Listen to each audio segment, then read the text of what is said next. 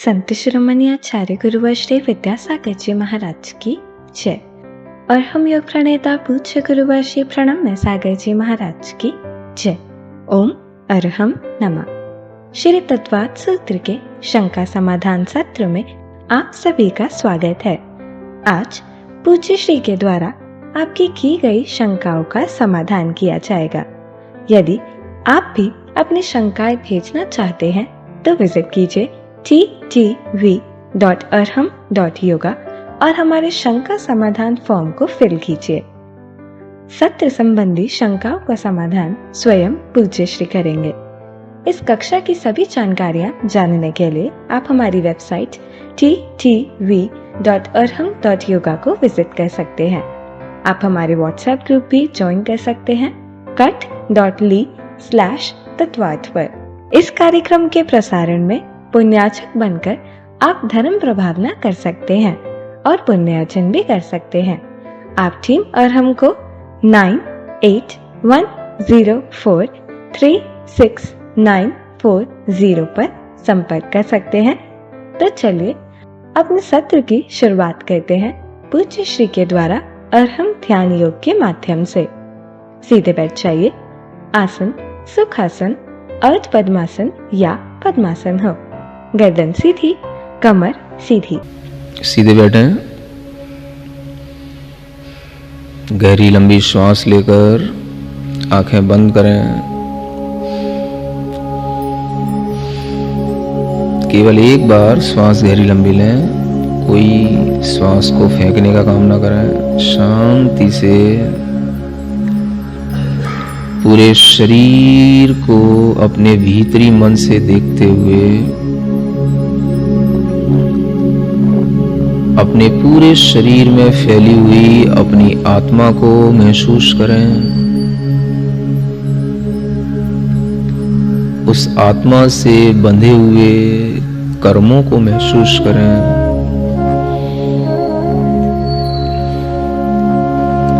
मेरे ज्ञानावरण कर्म के उदय से मेरी आत्मा में पूर्ण ज्ञान का फल नहीं मिल रहा है।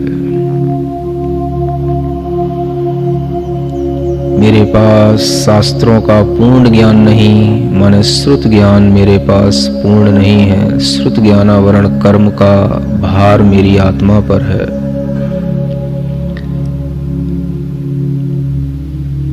अवधि ज्ञान, मनः परे ज्ञान, केवल ज्ञान, ये सभी ज्ञान भी मेरी आत्मा में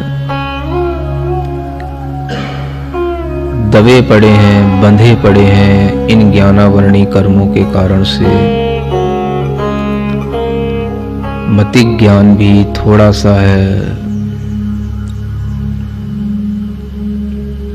जैसा मेरे साथ है वैसा ही संसार के इस भरत क्षेत्र में दिखने वाले सभी जीवों में महसूस हो रहा है।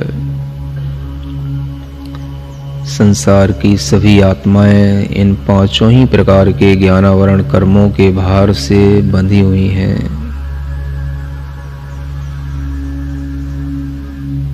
ज्ञानावरण कर्म के फल से मुझे ज्ञान, पूर्ण ज्ञान, अवधि ज्ञान, केवल ज्ञान कुछ भी प्रकट नहीं हो रहा। ये मेरे ज्ञानावरण कर्म का फल है। महसूस करें।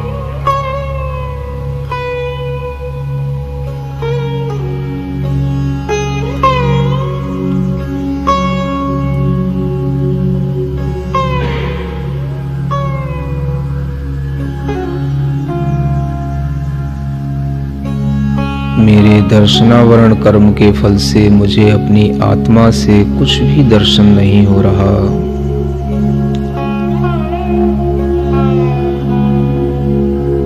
केवल दर्शन, अवधि दर्शन, सभी मेरे आंखें लुप्त पड़ी हुई हैं, बंद पड़ी हुई हैं। हे भगवान, मेरी आत्मा में बहुत सारे कर्मों के यह तीव्र उदय चल रहे हैं।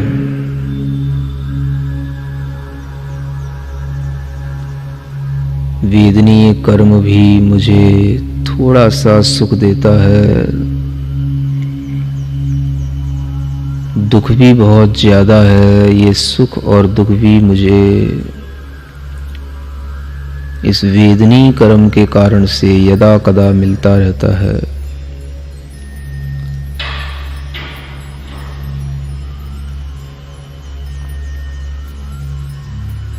संसार के सब जीव इसी वेदनीय कर्म के कारण से सुख दुख भोग रहे हैं।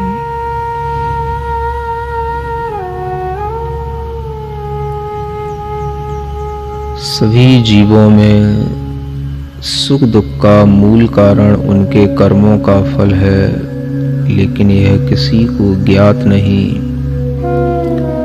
सब भौतिक वस्तुओं के आकर्षण में सुख दुख मान रहे हैं।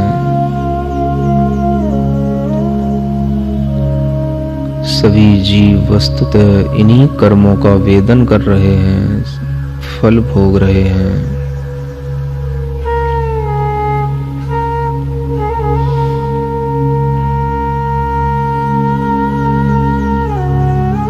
इन कर्मों का फल हमारी आत्मा पर पूर्ण रूप से छाया हुआ है।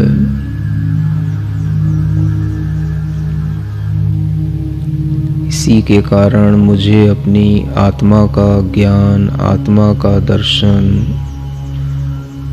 आत्मा का सुख कुछ भी उपलब्ध नहीं हो रहा।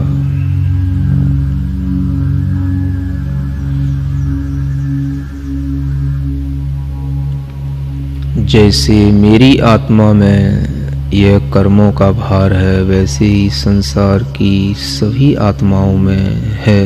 ऐसा हर एक जीव के अंतर आत्मा के कर्मों को देख करके महसूस करें।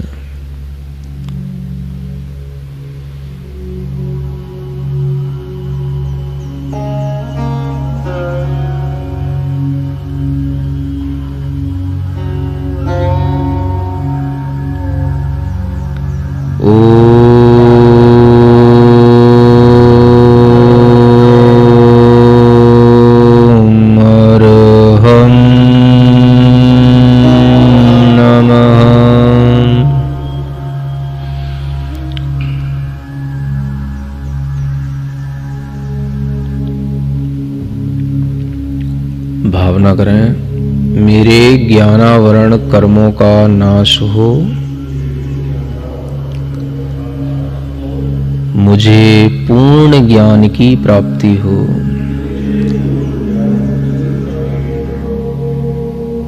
निरंतर मन में विचार करें, मेरी आत्मा के ज्ञान को कर्मों ने ढक रखा है, इनका अभाव हो, मुझे मेरी आत्मा का ज्ञान प्राप्त हो।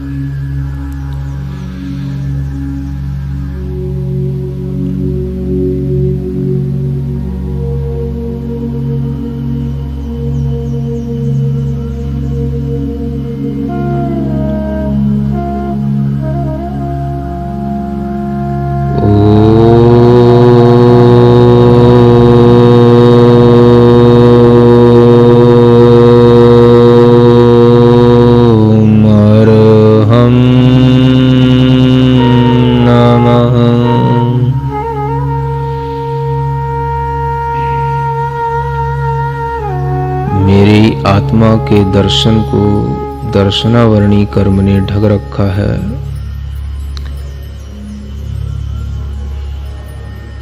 मैं सब कुछ देखने की क्षमता रखता हूँ। दर्शनावरणी कर्म ने मेरी शक्ति को बांध रखा है। दर्शनावरणी कर्म का फल कितना विशिष्ट है।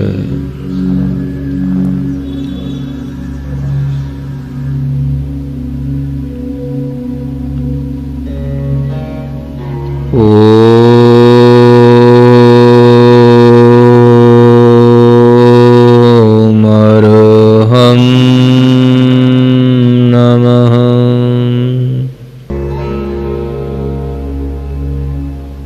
मुझे जो सुख का वेदन हो रहा है यह साता वेदनी कर्म का फल है। जो मुझे चिंता, रोग, अनेक तरह के अभाव, परेशानियां, ये सब मेरे असाता वेदनी कर्म का फल है।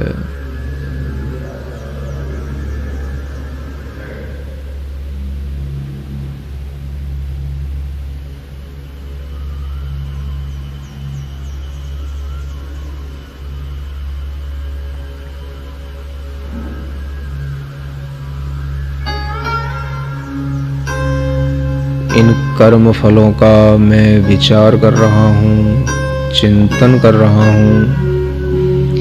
मेरी आत्मा के ऊपर अनेक इन कर्मों का भार है, जिसके कारण मैं पराधीन हूँ, परतंत्र हूँ। इस धर्म ध्यान से मैं धीमे धीमे स्वतंत्रता को प्राप्त करूंगा, कर्म बंधन से मुक्त होऊंगा।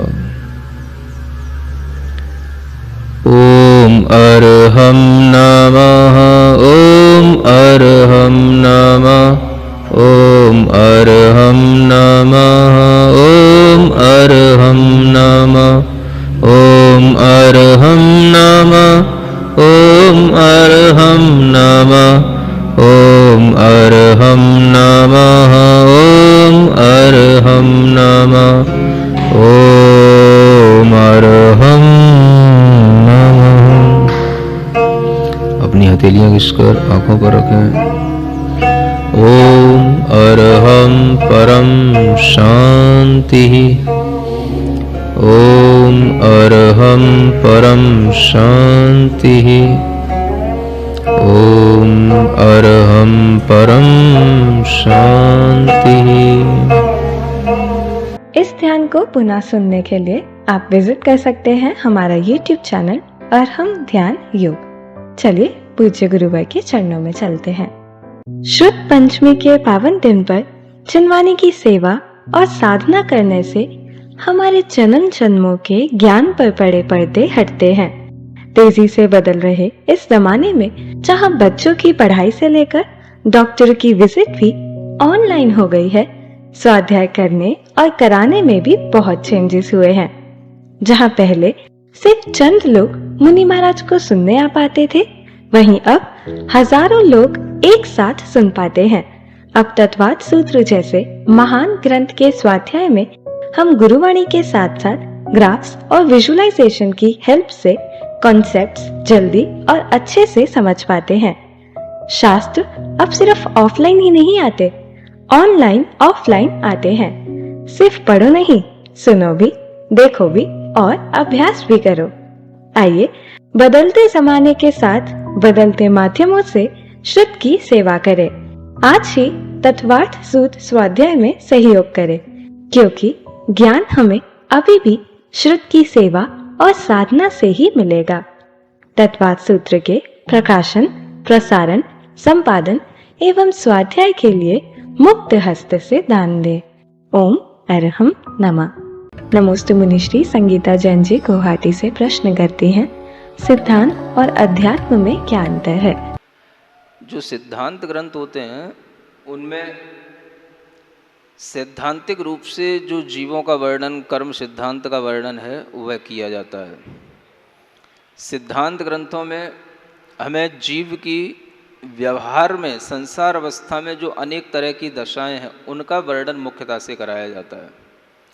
किंतु अध्यात्म ग्रंथों में हमें जीव की जो शुद्ध दशा है उस शुद्ध दशा का ही हमें केवल उसका ज्ञान दिया जाता है। चूँकि अध्यात्म का मतलब ही होता है जो सिर्फ अपनी आत्मा से ही रिलेट करता हो। जो आत्मा से ही रिलेटेड भाव होते हैं, जो आत्मा के अपने ही तादात्म्य स्वभाव को लिए हुए भाव होते हैं, अध्यात्म केवल उसी पर जोर दिया जाता है।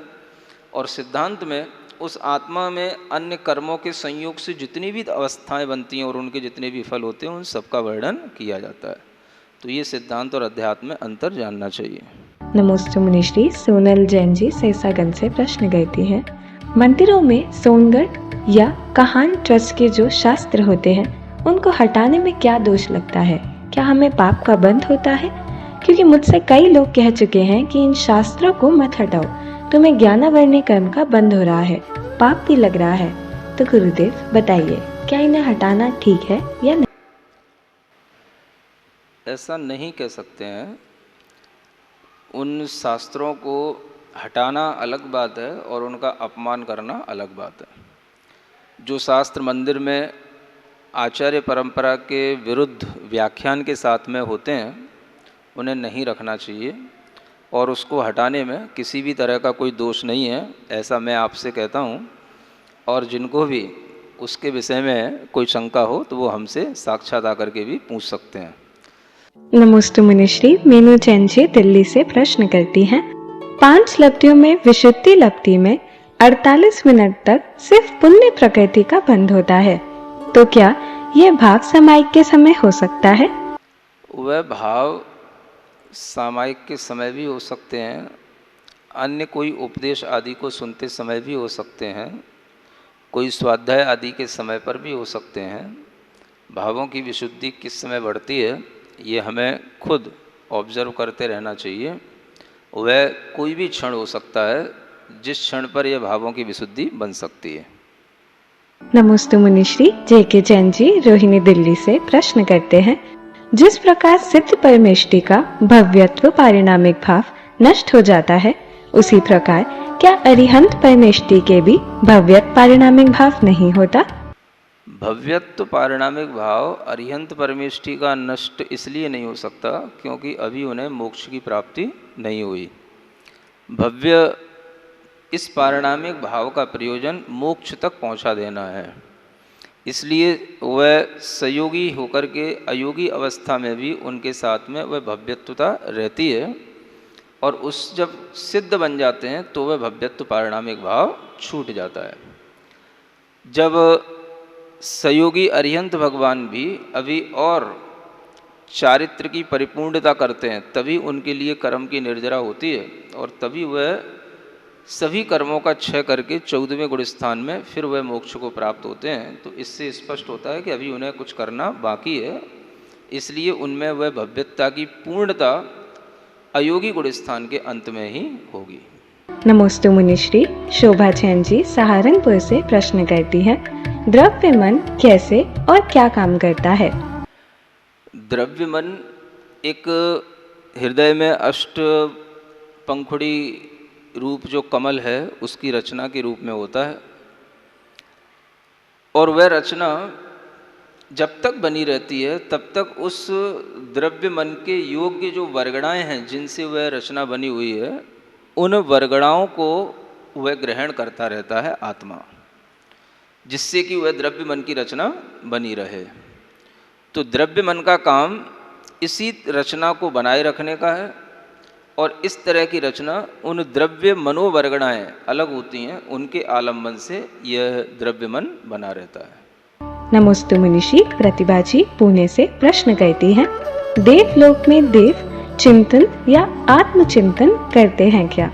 देवलोक भी चिंतन आत्मचिंतन करते हैं। कुछ उदाहरण इसके आदि पुराण में देखने को मिलते हैं। जब कोई उनका घनिष्ठ जिससे राग हो उसकी मृत्यु हो जाती है और वह देवगति छोड़ के चला जाता है तो वो लोग भी फिर धर्म भाव में आ जाते हैं। किसी एकांत वृक्ष के नीचे, किसी चैत्य वृक्ष के आदि के पास में बैठ करके अपना एकांत चिंतन करते हैं और वह भी शांत भाव से धर्म ध्यान करते हैं, ऐसा जानना चाहिए। नमस्ते मुनिश्री।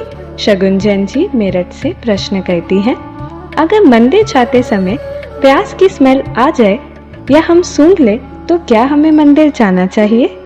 ये तो आप मंदिर नहीं जाने के बहाने बना रहे हैं। मंदिर जाते समय प्याज की, लहसुन की स्मेल क्या, और भी कोई स्मेल आ सकती है।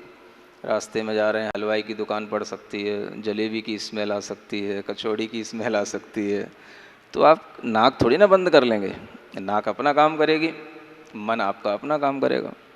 तो स्मेल आने का मंदिर जाने से कोई ऐसा संबंध नहीं है। आप मंदिर जाइए, मंदिर के लिए बहाने न बनाइए। नमस्ते मुनिश्री, संगीता जैन जी गुवाहाटी से प्रश्न करती हैं, देव और नारकियों के कौन सा गुण स्थान होता है? यह जानना चाहिए कि देव और नारकियों के पहले से लेकर के 4 गुण स्थान होते हैं। मिथ्यात्व गुण स्थान भी होता है, सासाधन सम्यक्त भी हो सकता है, सम्यक मिथ्या दृष्टि भी हो सकते हैं, और अविरत सम्यक दृष्टि नाम का चौथा गुण स्थान भी होता है। तो शुरू के 4 गुण स्थान उन देवों के भी होते हैं और नारकियों के भी होते हैं, इससे ज़्यादा नहीं होते हैं। नमस्ते मुनिश्री, मंजू सुनील जैन जी अम्बाला से प्रश्न करती हैं, आत्मभूत का मतलब क्या है? ये तो लक्षणों में बताया था, आत्मभूत और अनात्मभूत। जो आत्मा में हो मतलब जो कोई भी वस्तु है, उस वस्तु का जो अपना भाव है, अपना जो लक्षण है, वो आत्मभूत है, और उससे पृथक जो कुछ उसका लक्षण बनता है वो अनात्मभूत है। तो जो वस्तु का अपना स्वभाव है वही आत्मभूत कहलाता है। ये शब्द हैं। आत्मा माने हर चीज़ को हम आत्म कह सकते हैं, हर चीज़ अपनी आत्मा है। आत्म चेतन को भी कहा जाता है, अचेतन को भी कहा जाता है। उसमें होने वाला, भूत माने होने वाला। तो जो कोई भी पदार्थ है उसका अपना एक जो स्व स्वभाव है या आत्म स्वभाव है, वही उसका आत्मभूत भाव कहलाता है। नमस्ते मुनिश्री, ब्रह्मचारिणी नेहा दीदी हैदराबाद से प्रश्न करती हैं, अष्टमूल गुण धारण करने वाले श्रावक और अविरत सम्यक दृष्टि श्रावक में कषायों का उदय समान रहेगा या अलग? कषाय के उदय दोनों में एक होते हुए भी अलग अलग हो सकते हैं और दोनों के अलग अलग भी हो सकते हैं। अष्टमूल गुण को धारण करने वाला जरूरी नहीं है कि सम्यक दृष्टि हो ही। अगर है तो उसी कषायगत उन दोनों में अंतर हो सकता है, होगा, क्योंकि अविरत सम्यक दृष्टि जीव जरूरी नहीं है कि वो अष्टमूल गुण का नियम ले और उन पर ध्यान रखे। अगर वो लेता है, ध्यान रखता है, तो उसकी विशुद्धि बढ़ेगी, उसकी कषायों में अंतर आएगा। तो दोनों में अंतर संभावित है। नमस्ते मुनिश्री, ब्रह्मचारिणी नेहा दीदी हैदराबाद से प्रश्न करती हैं, आरिका माता जी के पूर्ण त्याग नहीं होता क्योंकि वे वस्तु का प्रयोग करती हैं, तो क्या उनके प्रत्याख्यान और संज्वलन दोनों कषायों का उदय मानना चाहिए? तो आपको शंका कहाँ से हो गई? किसी ने कहीं लिख दिया कि नहीं मानना चाहिए? होता ही है। उनके लिए प्रत्याख्यानावरण कर्म का भी उदय चल रहा है और उसी के साथ संजुलन का भी चलेगा, क्योंकि जब तक प्रत्याख्यान का उदय है तो संजुलन का उदय भी साथ में होगा।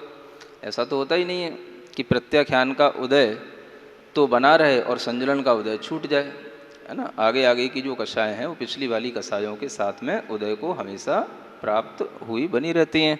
ये सिद्धांत है, इसको ध्यान में रखना चाहिए। ममता जैन जी गुना एमपी से प्रश्न करती हैं, अभव्य जीवों की संख्या निश्चित रहती है या कम ज्यादा भी होती है? संसार में जो भी जीव हैं, चाहे वो भव्य हों अभव्य हों, उन सब की संख्या निश्चित ही होती है। अनंत में जो संख्या उनके लिए निर्धारित की गई है वो उतनी ही संख्या रहती है। उस संख्या में कभी ना एक कम होता है न कभी एक बढ़ता है।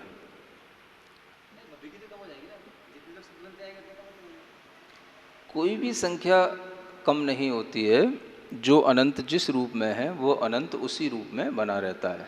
अनंत काल तक भी अगर सिद्ध होते रहेंगे तो भी उन भव्य जीवों की अनंत संख्या में कोई भी अंतर नहीं आएगा। यही उस अनंत की विशेषता कहलाती है और इसी को उसी रूप में जानना चाहिए। नमस्ते मुनिश्री, आभा जैन जी मेरठ से प्रश्न करती है, सम्यक्त्व और सम्यक दर्शन में क्या अंतर होता है? एक ही बात है, नाम दोनों को अलग अलग कहा जाता है। संक्षेप में कहते हैं तो सम्यक्त भाव कह लेते हैं, पूरा कहते हैं तो सम्यक दर्शन भाव कह लेते हैं, एक ही बात। नमस्ते मुनिश्री, रेखा जी इंदौर से प्रश्न करती हैं, जीवत्व पारिणामिक भाव व जीवत्व स्वभाव अलग कैसे हैं? अलग नहीं है, एक ही है। जीवत्व स्वभाव और जीवत्व नाम का जो पारिणामिक भाव है वो पारिणामिक भाव ही स्वभाव भाव कहलाता है। स्वभाव पारिणामिक भाव से कुछ अलग नहीं होता है, इसलिए पारिणामिक भाव को ही स्वभाव कहा जाता है, क्योंकि वो कर्म निरपेक्ष भाव होता है। नमस्ते मुनिश्री, शिल्पा जी छतरी से प्रश्न करती हैं, क्या सम्यक दृष्टि जीव घर में रहकर अपनी साधना कर सकता है या साधु बनना जरूरी है? सम्यक दृष्टि जीव घर में रहकर के भी साधना करते हैं, पहले भी करते थे, आज भी करते हैं। सम्यक दृष्टि जीवों के लिए ही अनेक तरह की साधनाएं पहले भी सुनने में आती थीं। जिन दत्त आदि सेठ हैं, शमशान में जाकर के चतुर्दशी के दिन खड़े होकर के सामायिक आदि करते थे, ये सब साधनाएं कहलाती हैं। और इस तरह की सामायिक आदि उतने उत्कृष्ट रूप में ना सही, छोटे रूपों में भी सही, तो हम घर पे रह करके कर सकते हैं। और घर पे भी तरह तरह से ध्यान, उपवास आदि की ये साधनाएं की जा सकती हैं। नमोस्तु मुनिश्री माया जैन जी दमोह से प्रश्न करती हैं, षट खंडागम कौन से ग्रंथ है? षट खंडागम कौन सा है? ये तो पूरे ग्रंथ का नाम है। उसमें षट खंड का मतलब होता है 6 पार्ट में वह आगम जो है अलग अलग विषय के साथ में उसको निबद्ध किया गया है 6 पार्ट में, इसलिए उसको षट खंडागम कहते हैं।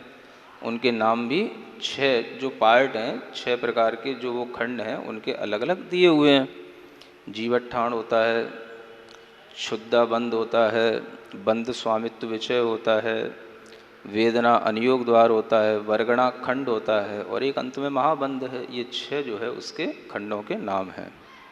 नमोस्तु मुनिश्री अर्चना जैन जी दिल्ली से प्रश्न करती हैं, गुणस्थान और लेश्या में क्या अंतर है? दोनों ही भावों के परिणमन पर आधारित हैं, तो अंतर क्या है? हर चीज को समझाने के लिए अलग अलग तरह की जो लक्षणा हैं, लक्षणावली बनी हुई हैं, जो परिभाषाएं बनी हुई हैं, उन सबका अपना अपना क्राइटेरिया अलग अलग होता है। गुणस्थानों के माध्यम से हम मोह के अभाव को समझ सकते हैं। कसायों के अभाव से होने वाले जो परिवर्तन आत्मा में होते हैं उसको समझ सकते हैं। तो गुणस्थान के माध्यम से तो हम मोह और योग के अभाव से होने वाले जो भाव हैं आत्मा में, उनका नाप तौल किया जाता है। लेश्या तो एक सामान्य चीज़ हो गई। कषायें हमेशा बनी रहती हैं, उन कषायों की थोड़ी सी कमी होना, अधिकता होना, और उसके साथ में योगों की प्रवृत्ति होना, तो ये कषायों के उदय के साथ और उन कषायों की कमी के साथ जो आत्मा में एक लेपन होता है, उससे जो आत्मा के परिणामों में थोड़ा चेंज आता है, उसको लेश्या कहा जाता है। तो लेश्या से उतना चेंज नहीं आता। लेश्या वैसा पैरामीटर नहीं है जो गुणस्थान के माध्यम से, गुणस्थानों के माध्यम से जो विशुद्धि को नापा जाता है, वैसा नहीं नाप सकता लेश्या। तो लेश्या का अपना एक क्राइटेरिया अलग है और गुणस्थानों का अलग है। ये अपने को उनके लक्षण जान करके समझ लेना चाहिए। नमोस्तु मुनिश्री शोभा जैन जी सहारनपुर से प्रश्न करती हैं, औपशमिक सम्यक दर्शन पूरे जीवन में एक ही बार होगा क्या, वह भी केवल अंतर मुहूर्त के लिए? इसके पीछे क्या लॉजिक है? लॉजिक यही है कि जब भी कभी सम्यक दर्शन प्रथम बार होगा तो वह प्रथमोपशम कहलाएगा, अंतर्मुहूर्त के लिए होगा। दोबारा वह अगर अधिक समय के बाद होता है तो वह औपशमिक सम्यक दर्शन नहीं हो सकता, क्षयोपशम सम्यक दर्शन होगा। उसके पीछे लॉजिक यह है कि जो मिथ्यात्व और सम्यक मिथ्यात्वादी कर्म हैं, इनकी स्थितियां बढ़ जाती हैं, और उन बढ़ी हुई स्थितियों को पुनः उपशमित करने के लिए पल्य का असंख्यातवां भाग काल इतना हमें गैप चाहिए होता है, तब जाकर के उनकी हम स्थितियों को कम कर पा सकते हैं। तो ये एक जीवन में संभव नहीं है, इसलिए एक जीवन में एक बार ही उपशम सम्यक दर्शन हो सकता है, ऐसा जानना। नमोस्तु मुनिश्री संध्या जैन जी जबलपुर से प्रश्न करती हैं, गुरुदेव मेरी शंका है कि हम ये कैसे जाने कि हमारे अंदर जो भाव उत्पन्न हो रहे हैं वह औदैहिक है या क्षयोपशमिक है या मिश्र है? गुरुदेव कृपा करके किसी उदाहरण द्वारा समझाइए, आपका अनंत उपकार होगा। अनंत उपकार मानना भी ये औदैहिक भाव है ना। और कोई भी औदैहिक भाव होते हैं वो कर्म के उदय में होते हैं, और वह हम एक में होकर के अनुभव में लाते हैं। मुख्य रूप से कषायों के उदय और शरीर आदि के साथ में जुड़े हुए हमारे भाव हैं, वो हमें औदैहिक भाव समझना चाहिए। क्षयोपशम भाव तो केवल ज्ञान आदि में होते हैं। तो जो हमारे अंदर ज्ञान उत्पन्न हो गया है और जो नहीं उत्पन्न हुआ है, इन दोनों के बीच की जो स्थिति हमारी बनी हुई है, इसे हमें क्षयोपशम भाव समझना चाहिए। और कौन सा भाव होता है आप में? औदैहिक और मिश्र, तो उसी क्षयोपशम भाव को ही कहते हैं। तो इस तरह से इन दोनों में अंतर समझो। नमस्ते मुनिश्री, संगीता जैन जी गुवाहाटी से प्रश्न करती हैं, कषाय और नौकषाय में क्या अंतर है, इसे वापस समझा दीजिए। नौकषाय कुछ हल्की कषायें कहलाती हैं, जो कषाय की तीव्रता पर निर्भर करती हैं। नौकषायें जैसे आपके लिए कभी बताया होगा कि घर में सभी लोग आजकल कुत्ता पालने लग गए हैं। तो जो कुत्ता होता है वह मालिक के होने पर ही ज़्यादा एग्रेसिव होता है। मालिक अगर उसको सह देता है तो कुत्ते में इतनी दम नहीं होती कि वो अपने आप जो है कुछ ज़्यादा कुछ कर पाए, किसी को काट पाए, कुछ कर पाए। लेकिन मालिक के कहने से, मालिक के उकसाने से वह और कुत्ता शेर बन जाता है। तो नौकषायें इसी तरह से कुत्ते की तरह जानना, और मालिक को कषायों के साथ जानना। कषाय मालिक जितनी करेगा, नौकषाय उतनी उकसती रहेंगी, उकसाती रहेंगी, और उसी के अनुसार उसको वह फल भी दे देती हैं। नमस्ते मुनिश्री, मनोज जैन वालावत उदयपुर से प्रश्न करते हैं, जैसे कि आपने कहा कि जन्म तो मिथ्यात्व के साथ होता है पर मरण सम्यक्त्व के साथ हो सकता है, तो दोबारा जन्म मिथ्यात्व के साथ होगा या सम्यक्त्व के साथ? सम्यक्त्व के साथ दोबारा जन्म भी हो सकता है। आप यहाँ से मरण करके अगर किसी गति में जाएंगे तो उसी गति में जाएंगे जिस गति में सम्यक्त्व के साथ उत्पत्ति होना संभव है। आप मनुष्य से मनुष्य सम्यक्त्व के साथ नहीं बन सकते, मनुष्य से मनुष्य नहीं बन सकते, मनुष्य से देव बन सकते हैं। तो सम्यक्त्व के साथ हम दूसरी गति में भी उत्पन्न हो सकते हैं, और उस गति में भी जाने के बाद में जरूरी नहीं है कि वहाँ पर भी मरण सम्यक्त्व के साथ ही हो। वहाँ से कुछ भी स्थिति, उसकी स्थिति बन सकती है। मिथ्यात्व के साथ भी मरण हो सकता है, सम्यक्त्व के साथ भी हो सकता है। नमस्ते मुनिश्री, सुषमा जैन जी दिल्ली से प्रश्न करती हैं, अविभागी प्रतिच्छेद क्या होते हैं? प्रत्येक द्रव्य के शक्ति अंश होते हैं। जिन शक्ति अंशों को हम उद्घाटित पूर्णतया कर नहीं पाते हैं, वो अविभागी प्रतिच्छेदों के नाम से जाने जाते हैं। माने ऐसी शक्तियाँ जिनका कोई दूसरा विभाजन न हो सके, उनको हम शक्ति अंश कहते हैं। तो वो जो शक्ति के अंश हैं, उन्हीं का दूसरा नाम अविभागी प्रतिच्छेद कहलाता है। नमस्ते मुनिश्री, प्रतिभा मेघल जी नागपुर से प्रश्न करती हैं, दिव्य ध्वनि भोगंतराय कर्म के क्षय से क्यों नहीं होती? एक बार निकली हुई ध्वनि पुनः नहीं आती। इसी तरह अरिहंतों का शरीर बिना कवलाहार के करोड़ों वर्ष तक रहता है। ये छायिक दान में क्यों नहीं आता? क्योंकि दान के 4 भेद में आहार दान भी आता है। कवलाहार का नहीं होना और शरीर का जैसा का तैसा बना रहना, उस शरीर के योग्य जो हमें वर्गणाएं चाहिए होती हैं, पुद्गल वर्गणाओं का जो लाभ मिलना चाहिए, वो लाभ हमें उस लाभांतराय कर्म के क्षय से प्राप्त होता है। इसलिए केवली भगवान का शरीर लाभांतराय कर्म के क्षय के कारण से अपने जीवन पर्यंत तक एक स्थिति में बना रहता है। दिव्य ध्वनि के लिए कोई इस तरह का कर्म का क्षय होना नियामक नहीं बताया गया है। यह दिव्य ध्वनि भगवान की अरहंत अवस्था की होने वाली अपनी एक स्वाभाविक अवस्था है, और उसका अगर संबंध है तो अपने ज्ञानावरणी कर्म का जो क्षय है उससे है। उस दिव्य ध्वनि के माध्यम से जीवों को लाभ होता है, लेकिन उसमें मुख्य रूप से जो भूमिका है वह भगवान के अपने लाभांतराय कर्म के क्षय की नहीं है, वो उनकी अपनी एक सहज स्वाभाविक प्रक्रिया है, ऐसा जानना चाहिए।